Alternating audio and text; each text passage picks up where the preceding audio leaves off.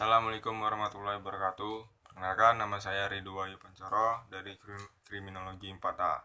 Di sini saya akan mempresentasikan tugas makalah saya tentang kejahatan lingkungan berjudul Dampak Pencemaran Limbah Pabrik Tahu Terhadap Lingkungan Hidup, yang dipimpin oleh Bapak dosen saya, yaitu Bapak Riki Nova Rizal SOSM Krim. Yang pertama, bab 1, pendahuluan. Limbah cair dari proses pembuatan tahu yang tidak dikelola dengan baik dan langsung dibuang di perairan sangat mengganggu lingkungan sekitar.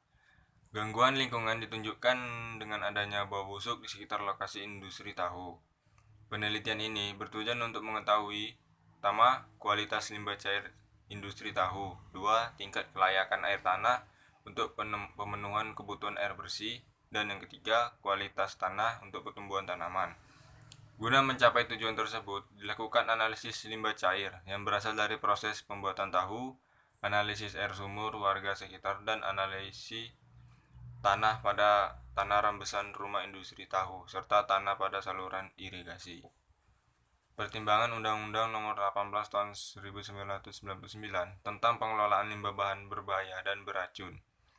Pertama, bahwa lingkungan hidup perlu dijaga kelestariannya, sehingga tidak mampu menunjang pelaksanaan pembangunan yang berkelanjutan. Kedua, bahwa dengan meningkatnya pembangunan di segala bidang, khususnya pembangunan di bidang industri, semakin meningkat pula jumlah limbah yang dihasilkan, termasuk yang berbahaya dan beracun, yang dapat membahayakan lingkungan hidup dan kesehatan manusia.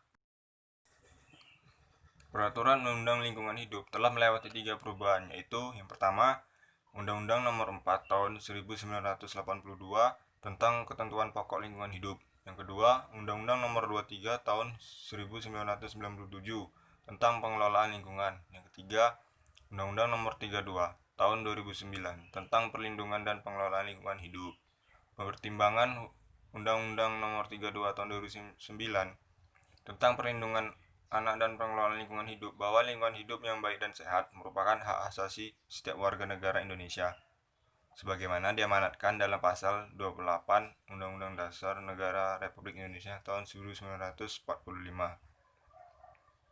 dengan berbunyi dari pasal 28 ayat 1 Undang-Undang 1945, yaitu setiap orang yang berhak sejahtera lahir dan batin, bertempat tinggal dan mendapatkan lingkungan hidup yang baik dan sehat, serta memperoleh pelayanan kesehatan. Sudah menjadi kewajiban kita untuk menjaga dengan baik karunia yang tak ternilai harganya dari Tuhan, berupa alam dan keanekaragaman hayatinya. Jadi, kita harus menjaga kelestarian alam, menjaga baku mutu air limbah, dan menjaga ekosistem yang ada di dalamnya. Pertimbangan huruf A Undang-Undang Nomor 7 Tahun 2004 tentang sumber daya air, bahwa sumber daya air merupakan karunia Tuhan Yang Maha Esa yang memberikan manfaat untuk kesejahteraan bagi seluruh rakyat Indonesia dalam segala bidang. Pertimbangan huruf C, bahwa pengelolaan sumber daya air perlu diarahkan untuk mewujudkan sinergi dan keterpaduan yang harmonis antar wilayah, antar sektor, dan antar generasi. Kasus pencemaran limbah tahu yang terjadi di daerah aliran sungai atau DAS Kali Surabaya disebabkan oleh adanya limbah industri yang berasal dari perusahaan di Sidoarjo, yaitu pabrik tahu PT Sido Makmur. Kasus tersebut diputus oleh Pengadilan Negeri Sidoarjo dengan putusan pembebasan terdakwa dari segala tuntunan hukum. Putusan demikian menunjukkan suatu kegagalan pihak pemerintah dalam upayanya menuntut pertanggungjawaban secara pidana pemilik perusahaan yang melakukan pencemaran wilayah berdasarkan UU LH. Ternyata tahu yang kita makan hampir setiap hari yang berkualitas murah, bahkan olahannya pun sangat mudah dan bahan-bahannya mudah untuk didapatkan, yang ada olahan akhir menghasilkan limbah yang berbahaya bagi manusia yang menyebabkan berbagai macam penyakit, dan hal ini sangat diperlukan bantuan dari pemerintah untuk menangani masalah tersebut. Bahan pencemaran dengan konsentrasi tertentu sudah mampu mematikan organisme di perairan. Yang kedua, bab 2, pembahasan A. Dampak pencemaran limbah tahu terhadap lingkungan hidup. Pelaksanaan pengendalian dampak lingkungan hidup dilakukan dengan didasarkan pada perencanaan perlindungan dan pengelolaan lingkungan hidup yang mencakup inventarisasi lingkungan hidup, penetapan wilayah ekoregion, dan RPPLH atau Rencana Perlindungan dan Pengelolaan Lingkungan Hidup. Pasal 5 yang perlu diatur lebih lanjut di dalam peraturan pemerintah atau PP untuk menjamin efektivitas implementasinya.